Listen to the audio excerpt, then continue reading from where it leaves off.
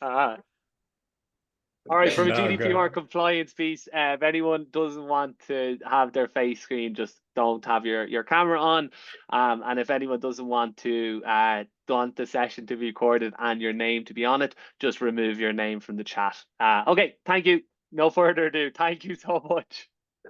Thank you so much for the introduction and having me. So I've actually this week I've just celebrated my 4th year anniversary with SeedBlink. So it's been quite a journey. So my role at SeedBlink is the head of financial services. What this actually entails is I'm helping startup with their fundraising journey and with their equity needs, both starting from companies from pre-seed up to Series B on their primary rounds, as well as later stage companies where they actually need secondaries and to have access to liquidity, as well as we offer equity management tools to companies that track their shareholding, do their reporting across Europe. So that's in a nutshell about what SeedBlink does and about myself.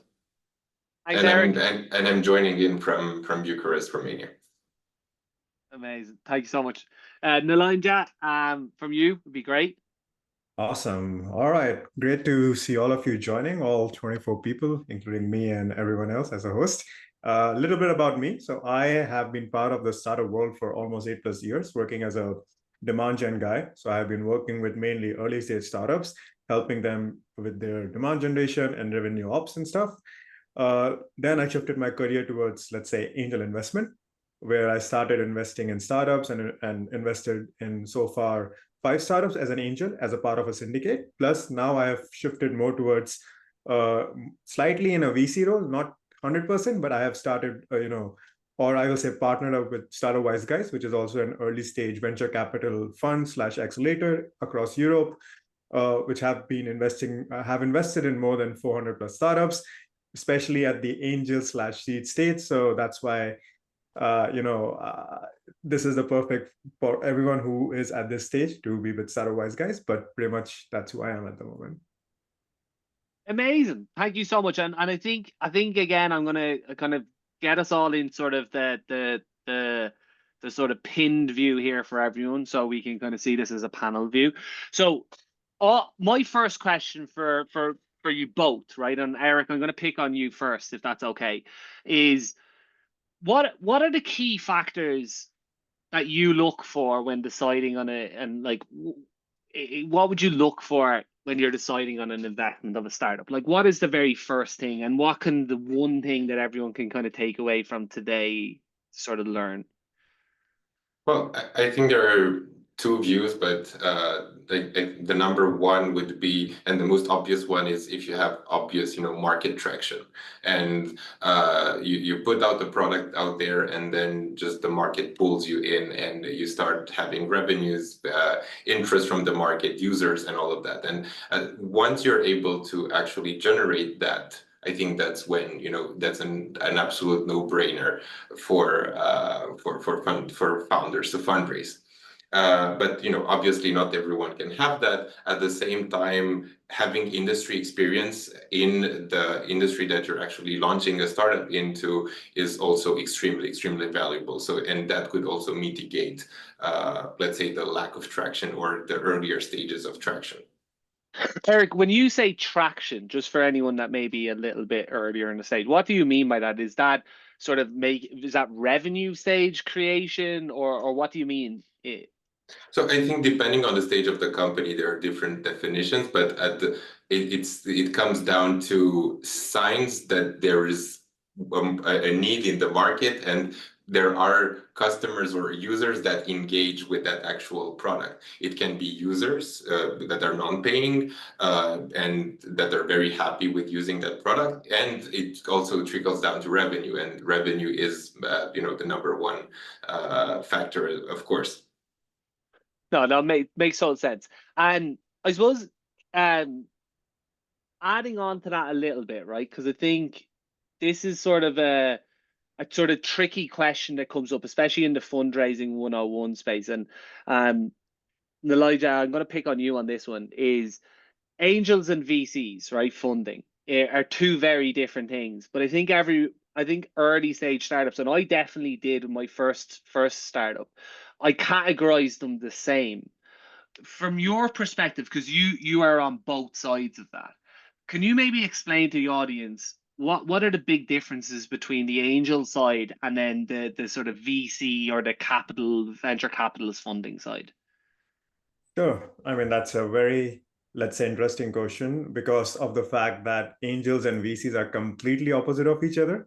Because angels are someone who can actually bring some value to your startup if you find the right angels, or if you find angels who are from your own industry. Because if you just find random angels and ask them for a smaller check size or something like that, then there's no value that can be added to your startup. So that's why I always suggest people that, hey, if you're going to raise an angel round, try to find people who can actually add some value, not just being a sales advisor or something, but at least someone who can bring some connections from the industry and help you close some customers. Because that's the point, they are putting in a check, they want the company to grow. It is better to have someone who is well-known in the industry or who has experience in the industry, has connections, and help you get and help you generate revenue and stuff. On the other hand, the venture capital, which is, let's say, quite a breed in itself, because there are different types of venture firms. There are people who invest in early stages, like Startup Wise Guys. Then there are growth ventures, which are pretty much people who are only after growth. That, hey, you got to grow, you got to grow, you got to grow, and you need to decide very carefully which type of ventures you want to go after. Especially at the early stage ventures like Startup Wise Guys, we focus more on the team and the MVP, because that's how we analyze our investment thesis. And even as an angel, I also do the same. If I quickly summarize what exactly I look for in the startups, I look for, number one, that do they have a working product like an MVP that I can actually look at and understand? Because let's say if I'm a non-technical guy who have no idea about the industry, I should understand the product. Number two, instead of looking at the number of users, I look more towards the number of usage. Is the usage of the product increasing? Maybe we might only have 10 customers or 10 beta testers because they are, let's say, small size companies or big size companies or individual users. I want to look at whether people are enjoying the product or not. And because that will show that, okay, people are hooked to it and they're happy to use it on a month-on-month or a week-on-week basis, depending upon the product stuff, right?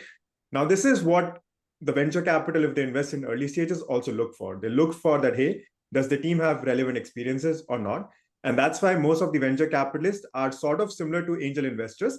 But the main, especially at the early stage, but the only main difference is that the angel investors, if they are from the well-known industry, if they are from the same industry as you are, where you're trying to sell product, you can actually leverage their network and try to get some customers. But if you go for the venture capital folks, they might not have the industry expertise, or they might not have the connections with the industry where you're trying to sell, right? But you can only get the money. The only plus point having a venture capital at an early stage is that they might help you to raise the next round. But apart from that, they might not be able to help much in terms of sales, in terms of operations and stuff like that. Very few venture capital firms actually act as an operating role where they actually help you on a day-to-day operations. So you got to be lucky to find those people in that scenario. So that's why I prefer angels, especially at early stages, because those people can actually add a lot of value. That's a really interesting point, because I think even for my angel, I'm kind of similar to you. I've probably done, in the last 5 years, I've done upwards of 10 angel rounds. And the primary focus for me, even as an angel, has always been, the first question I write in a piece of paper is, can I bring value to that startup? Because the money, in my opinion, is almost secondary to the value that I can ultimately bring them in the early stages. And I think that's an interesting thing for those early on the call, when we're looking at this sort of early stage fundraising, or the fundraising 101, as we've called today's session. It's write down what it is that you really want. Like, is it that you want money? Or is it that you want expertise and a little bit of money? Or what is that main thing? Because I think that's going to be a big driver in your decision-making process, right? Eric, you touched on this, and I wanted to kind of drill into it a bit more, right? Because you talked about traction. A question that I get asked a lot is around the team.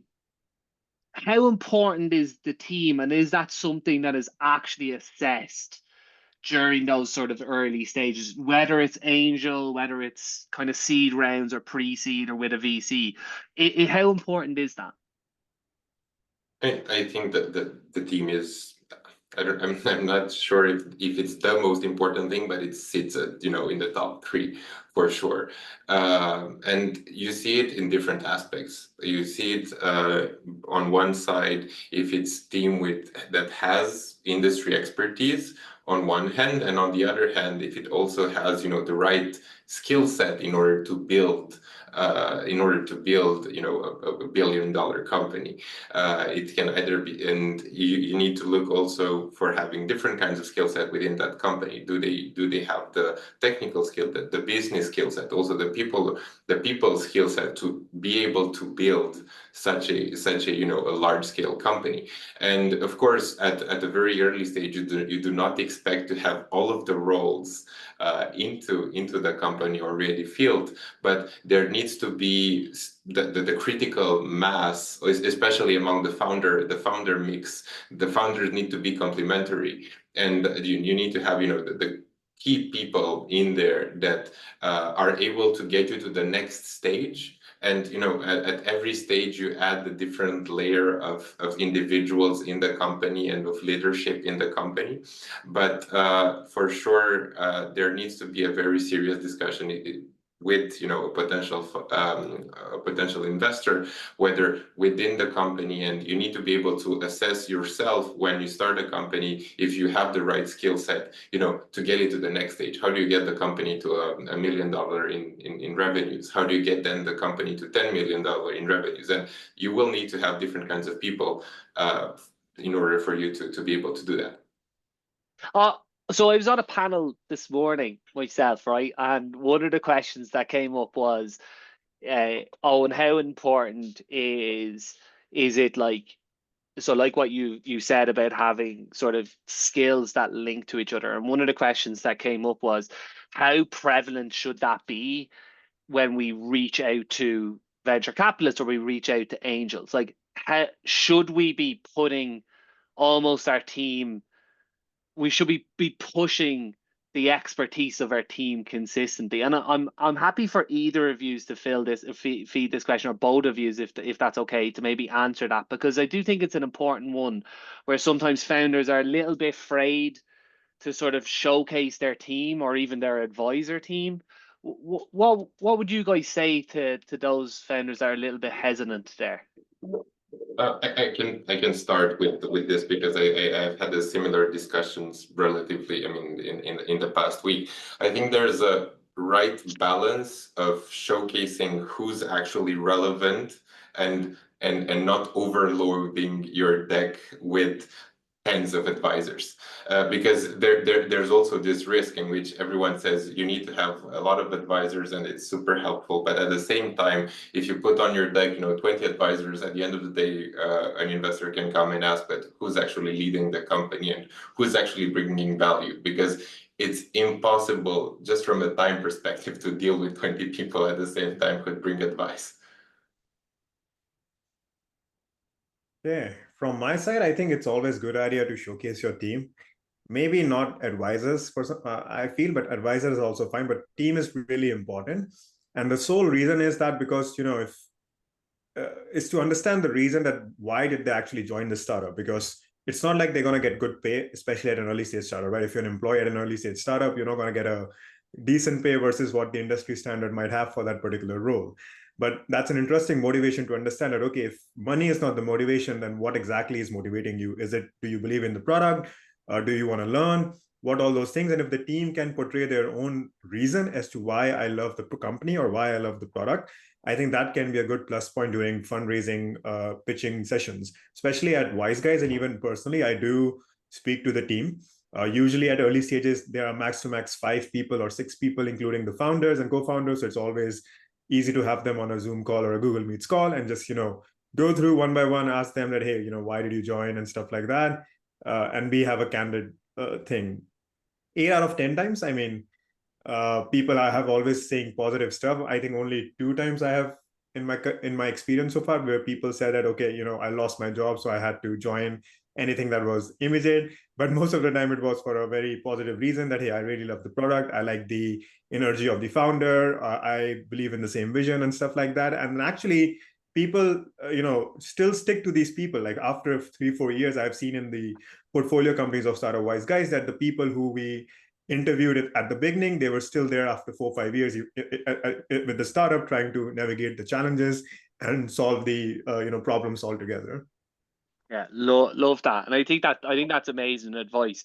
I'm gonna take a different route here, and I'm gonna look at that big giant stop sign, that red flag, that moment of, oh no, what am I getting myself in for? What are those moments look like to you guys? Because they happen, and they happen more frequently than there's positives sometimes. When we're going through pitch decks or we're being pitched at, what are the most common things that deter you guys from an investment, or scares you off even looking under the hood of that company? So, Elijah, I'm going to pick on you this time first, if that's okay. Sure. What would that look like for you, or what red flags would you recommend people to avoid?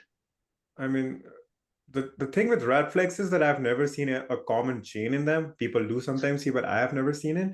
But few things that I can do say is that when there are too many co-founders on the cap table, so let's say there are 4 co-founders, and you try to speak to them on a call, they all look happy, but then decision making, no one has decided that who will have a final say. That, hey, if things goes not south, then who's going to say that, hey, no, we're going to do this? So that's a very challenging stuff. Second, I have seen is that, when founders are pitching and we are trying to give feedback, especially when they're doing demo calls and we try to ask questions and or share suggestions, then if those founders are not able to take the feedback, or they're trying to be a lot defensive, I think that's another red flag, which is quite happen, especially during product calls of Startup Wise Guys. But at the end of the day, we do tell them as much as we can and say that, hey, this is what we think. I do put a clause that, hey, I'm not the industry expert, but from a third point of view, this is what I feel. But if people respond to that in a very negative way, then I think that's a no-no for me. I just say, hey, I like the product, but I don't like the guy, so I should back off. So this is the second thing. And the third thing is that, of course, it's all around advisory. When people say that, hey, we have XYZ advisors, they have worked XYZ in company and stuff like that. And then I asked them that, hey, what exactly has this advisor bring value apart from just, sharing his or her, advices over board meetings or stuff like that, or strategic meetings? Has they actually introduced you to any network, their connections, anywhere, that can help you get a customer? And if the answer is no, then again, that's a red flag. That why do you even have that advisor? Do you just have it for pitch deck purposes that, hey, I do have this fancy guy from this fancy company, but he or she doesn't really add any value? So these are the 3 common things that I will say. But most of the time it doesn't happen. These days people have became quite more educated with all these online stuff, and I think HubSpot also posts a lot about startups and fundraising, so maybe from there as well they might have learned. But this sort of trend is going down, where people react in this way, or they have too many founders and stuff like that. I think they're getting more educated now. Yeah, agreed. Eric, from your perspective, has there been anything that's kind of been a big red light for you? I mean, I would add on the same first 2 points, in the sense that not necessarily having too many co-founders, because I've very rarely seen more than 3, to be honest. But I would generalize over the topic of broken cap tables, and by that I mean if you have given early equity to someone who's an advisor, but 10% of your company or 20% or something that really doesn't really make sense to the value that they bring to the company. And I think that's a very important aspect. Or if you have given to a co-founder, but especially in the very early days, they left, and then you end up with a company where you have the concept of dead equity. So someone that's no longer involved with the company, that holds 10-15%. So that's a very, I would say, a massive red flag, and especially, and also in later stage, if you've accepted an angel ticket at a super low valuation that doesn't really make sense for a next round. So this is the unbalanced cap tables is something that we really look at on one hand, and on the second hand, also the attitude is for sure something that is super important in the sense that. But I would put up somehow an asterisk here in which there needs to be any set of founders need to have the right mindset in which they need to turn basically the world within their order view, in the sense that they need to be able to believe that they can change the world, because having a startup is so difficult. So you need to be a bit stubborn in implementing your vision and putting it in action, but at the same time being able to filter out the advice that comes to you and being coachable enough to learn from other people's mistakes. Yeah. And then implementing your own strategy. Yeah, I love that, Eric, because that's a really interesting point as well. And I think like one of the things that like I sort of see sometimes now, like from the outside looking in the investor world, is the coachability comes up a huge amount. Like, you know, being coachable, but you're right, being driven to what you're trying to do. And you are right in terms of you were doing something to change the world. One of the things that I would definitely see that I would highly recommend everyone on the call to do is perfect your founder story. It's amazing watching people pitch, because again, today I was on a pitch of 10 people were pitching today. Last week I was on one with 20 people. So in the last less than 7 days, I've seen 20 pitches. Or sorry, I've seen 30 pitches. And when you are watching an investor's eyes roll, or their eyes look down at their phone, after 30 seconds of a pitch, you know that company is never going to be invested in. And the simple truth is that they sucked at telling their story. There's no reason in this world that you shouldn't be good at telling the reason why you exist. You should be telling people in the shop. You should be doing elevator pitches literally in an elevator in a supermarket. You should be practicing it as much as you can to actually get really, really good at it, right? To anyone that's super interested, Brian Chietzi, I'm going to pronounce his surname wrong, the Airbnb guy, right? Listen to his pitch deck. Listen to him tell his founder story. It's amazing. He never talks about Airbnb. He just talks about the pain, and eventually people understand what, like, think about the product after the fact. But I do think that's a major red flag. If you can't get someone excited within 30 seconds, you've lost them forever, and that's a really, really big red flag. All right, so I've got one question here. I'm going to jump on this one first, right, and we can go back to any of the other ones that come in, right? But Andreas, my apologies if I mispronounced your name there, Andreas, but he basically asked a question which is very focused on his product, which I think is actually super topical, right? And he has a startup that's focused on impact-driven agroforestry projects in Mongolia. What metrics or what proof points would give confidence in a nature-based carbon removal solution that's for profit and is focused on sustainability? So is there something that would make, essentially, I'm going to maybe paraphrase this, Andres, a little bit here, but is there anything that would help him stand out from the crowd and help him, from a metrics perspective, get you guys interested or keen on a type of investment in a very niche space? Either of you.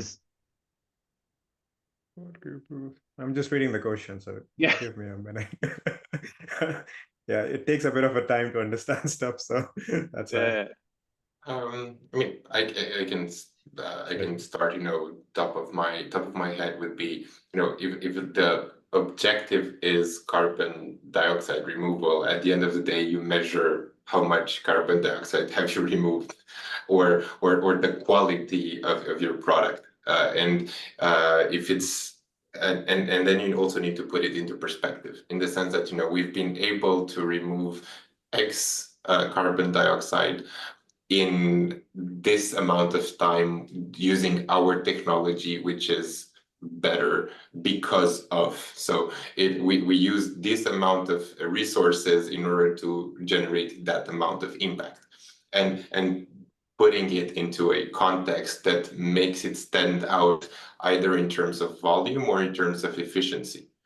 And that's what I would do. And to your point, Owen, I think it's a question of being able to say in a couple of sentences or one or two sentences, we've been able to remove 1 ton of CO2 within 3 weeks by using X technique or X input.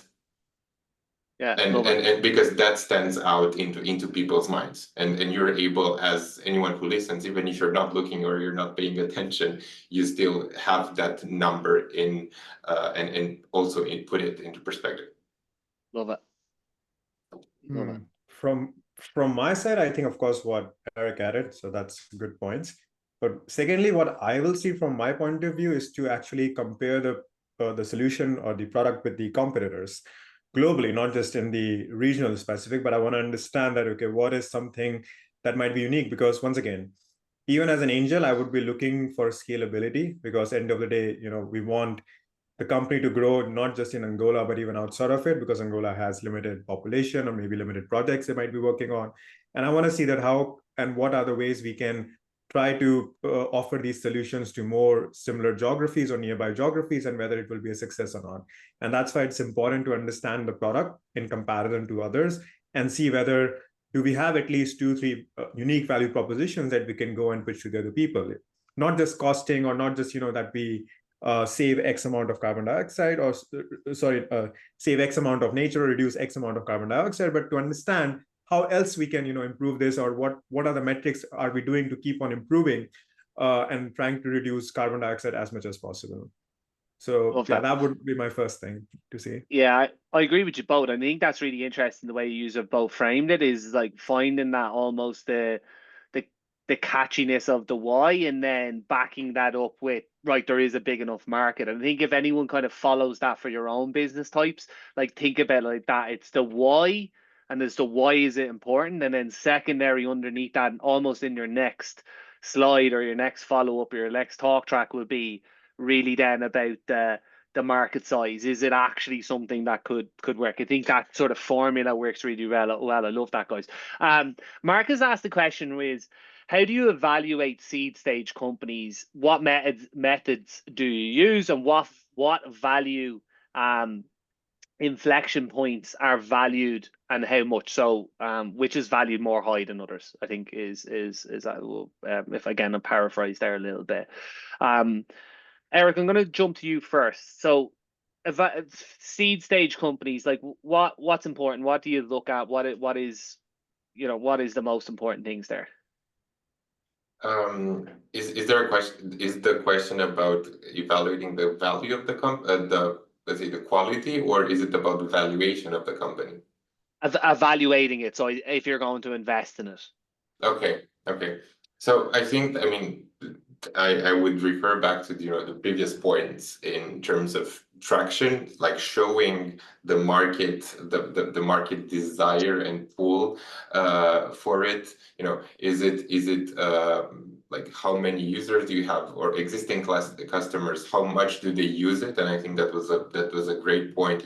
How much do customers actually love using your product, as well as putting it into the team behind it that is able to deliver onto the next stage, and of course also correlated with the fact that the market is big enough. But I would point out here something that, especially when I first started with the startup world, I had this misconception of, there are too many competitors out there. Or I was telling, I was pitching an idea to a friend, and the first thing that came to their mind was, but there are already 1 million companies out there doing this. And I think that if I learned something over the past few years, was that execution is probably even more important than the idea. Because a lot, except for the deep tech companies and the research heavy companies, if we talk more about companies that bring up business improvements, it matters so much more to be there with the right timing, with the right team, and being able to build that momentum into the market. And that's something I would highly encourage people to think about, is how do they get from point A in the business, whatever that is, 1,000 euros in revenue or 10,000 euros in revenue, to 1 million euros in revenue, and in what time frame. And if you're able to build that momentum, investment will follow for sure. Love that. Love that. Anything to add to that? No, not really. I think pretty much Eric has covered most of the things. And which methods do you use? So I think about that part, I mean, I'm not the best guy because there's another finance person who helps me out with the methods and stuff. So maybe if you want to drop me a message, I can try to find for you. Because I just look at the already automatic Excels and I just put in data and stuff happens. But happy to help you out with that, Marcus, if you want to know that. So you can drop me a message on LinkedIn, and then yeah, I can help you out. I think one of the things I always say to people want this as well, right? And I use this slide quite a bit. And we'll go back to the panel, but I'll explain it in a short sense. But if I had a 10 million euro fund, I'm gonna do 400,000 K investments. I need, as a startup, to be showcasing to the investor that I can make 230x return on investment, which means 92 million off their initial 400K investment. And to a lot of yous on the call, I can guarantee you one of you would have half fell off your seat there when you've seen that. It's scary. It's legitimately scary. But it unfortunately is the truth. So what I always say to startups, and my 2 cents on this is always the same. Can you explain to an investor, as a very starting point, pre-seed, seed, doesn't matter where you are, can you tell them that you can make 230x the return on investment? And if the answer is no, well, then maybe you have to think about a different route of fundraising. And that's the unfortunate truth, right? And I'm not here to hide things. That is what investors really look at. So what we've touched on, things like the team and things like your product type and all of the different extras. The very first layer of that is, are you going to be big enough to make me that return on investment? And if your answer is no, then you're going to have to rethink the way you're looking for investment. And what I always say to people, your investors are looking for something. To understand the investor mindset is really important. And what the investor is thinking is, are you going to be a unicorn? And that's the truth, right? Again, we need to think about that a little bit more. So we can dive into that a bit more in detail, but I think that's a good visualization for a lot of people, is that's what you need to essentially articulate as early as you can in the journey. Cool. There's another question that came in. I'm gonna just jump on that quickly. Is financial planning, right? What do you guys? How important is that at pre-stage? Which I'm guessing, and I'm going to paraphrase here, I'm guessing that you're pre-revenue. But if you are pre-revenue, how important is financial planning in trying to get that first stage of investment? You want to go, Eric, as usual? We want to go. Sure, absolutely. So, I mean, typically at the very early stage, we don't really look at. We mostly look at the P&L document, and what that has to show is a minimum of business understanding and of revenue drivers.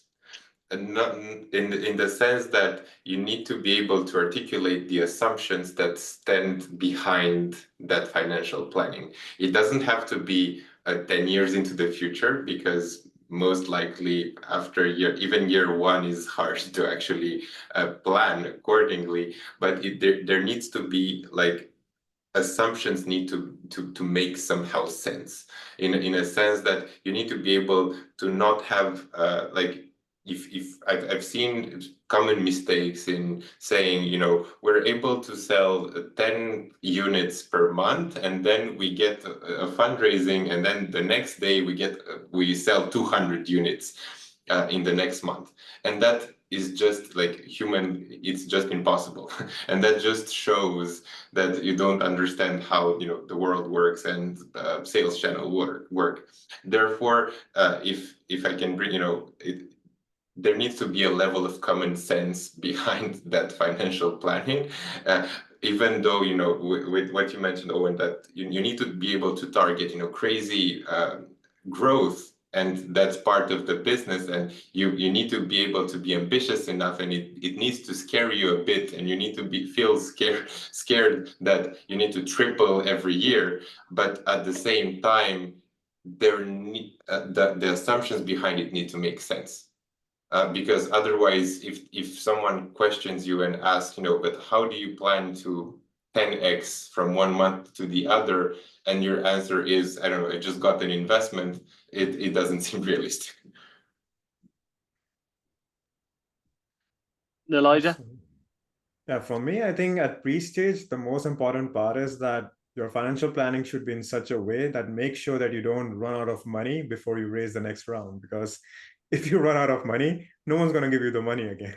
And that's what they're going to see in the plan, that, hey, how are you controlling the cost? How are you ensuring that, okay, if you're expecting to raise the next round in 8 months or 12 months or a year, do you have enough runway before you actually run out of the money? And in case something goes north south and you're not able to fulfill the deadline of raising the funding, what are you going to do then, right?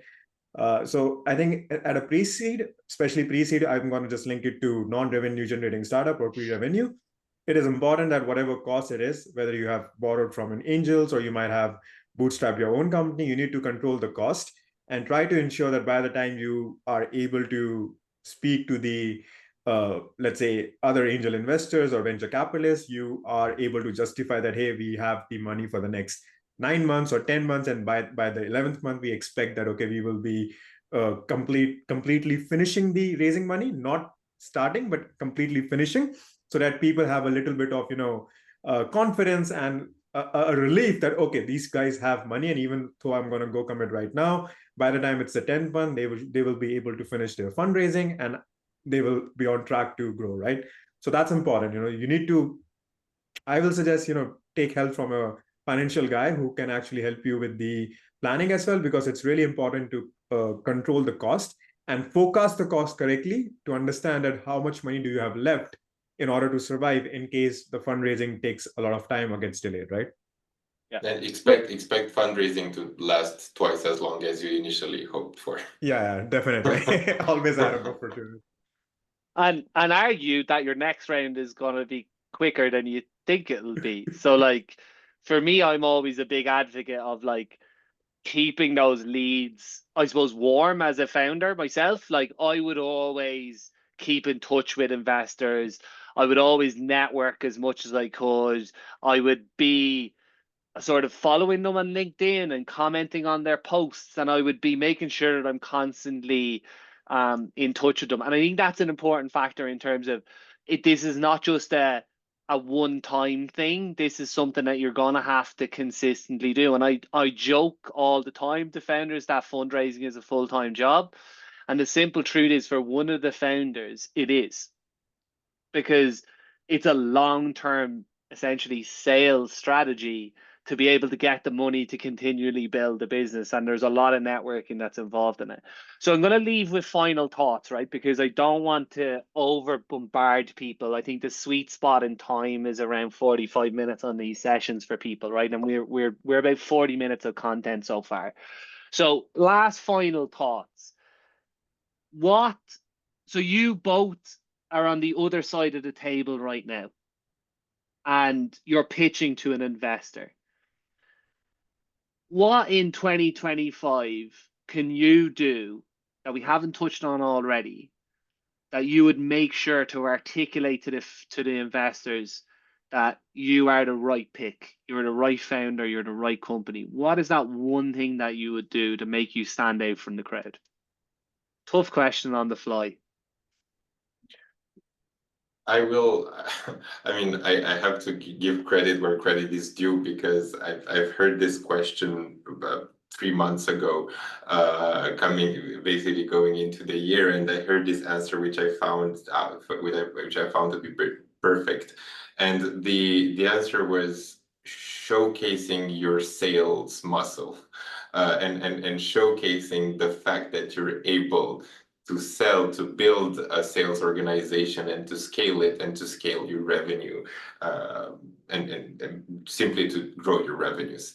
Because especially in this day and age, and I won't take, any kind of hype moments or hype industries and bubbles and whatnot, where companies were just burning through cash. But I think that what investors are looking at the moment, increasingly so in 2025, is how are you able to grow revenues, and who takes care of that, and how are you, you have an amazing product, but then what do you do with it? Love that. From my side, I think I'm a big advocate of, customer feedback and all those stuff. So I'm probably going to go and, let's say this is a experiment I've never tried, but I'd be happy to take a customer with me on a pitching session, maybe online or actually physically, maybe 2-3 customers I'm going to invite, and, just say that, hey, this is what my product does, and this is what the feedback these guys going to give. Please let me know what do you think. And or maybe I can just go and ask let's say the investor, saying that, hey, please let me know if you want to speak to my customers. I'm happy to share the list of customers with you. We're going to do the due diligence and speak randomly any customer. I'm going to try to book a call with together. I'm not going to tell them anything about the product and stuff or what exactly you are, and just go and ask transparent questions and see what happens. So this is something I've never seen happen, but I'm happy to experiment and see, just to stand out and feel whether it will help me to get in front of the investor and try to get the funding faster. But then again, there are other tactics that people can try. Another thing that you can try is maybe try to speak to a portfolio company of the investor you want to pitch, right? Just go and try to build connection with them, try to understand that, hey, what made them win the investment, what different they did or something like that. Try to get a grasp, and then try to formulate your pitch around that thing, and then send them the email, or maybe ask the founder to make you a, let's say, connection, or basically invite you or introduce you to them, and see if that works. So this is now common, but I think this can be still more effective than trying to do cold pitching most of the time. This takes a lot of time, but then again, once you have the momentum going on, just like, the sales cycle and stuff, then it can be quite effective in terms of getting responses faster, whether it is a yes or no, but at least you get faster feedback from the investors. Yeah, love that. The one thing that I would say to anyone is a major red flag, or a major thing that I want to see when I invest in a company is, don't pitch me unless you're a fit for what I invest in. The pray and spray campaigns do not work anymore. Find investors and angels that are within your industry focus, know your industry, target those type of investors. So for instance, like, if you had a physical product, don't pitch to Startup Wise Guys. They deal with tech companies in different shapes and forms in different industries. But if you have a physical product, that doesn't make sense. So think about your industry, think about the type of person that you're targeting, and really understand your buyer persona. And I use this, I've kind of jumped back and forth with sharing my screen, but this is a slide deck I always show to people, is understand your buyer persona, understand the person that you're targeting, right? Typically people will take demographical information. And if you look at Prince Charles and Ozzy Osbourne, technically they're the same person. They're born in 1948. They're both from the UK. They're married twice. They live in a castle and they're wealthy and famous. Would you target Ozzy Osbourne and Prince Charles the same way? No. So know your target audience better. Understand your target audience. And that goes exactly the same for your investors. Think about your investors, think about what they invest in, look at their portfolio, do some research, and give a really, really good, and again, go back to my founder story piece. Use your founder story, cultivate that into the type of investor that you're pitching for. One size does not fit all. That's my one thing about helping you stand out. Don't think that everybody is going to invest in you, because they're not. So thank you again to Eric and to Naija. I really appreciate your expertise, your knowledge, your guidance here today. For anyone that is interested, again, the guys will be in touch with you over email, just with the follow up with the slide deck, and with the recording from today. If anyone wants to learn any more about anything or even connect with us, please feel free to connect with us all on LinkedIn. I'm sure I can speak for everyone here when we'd be happy to have you. And thank you so much again for joining us. Hopefully you took one or two key points that you're going to take away to your own businesses. And hopefully we'll see you again soon. Thank you so much. Thank you. Thank you, everyone. Thanks for joining. And thanks, Eric, for organizing, of course. Thanks, guys. Have a good one.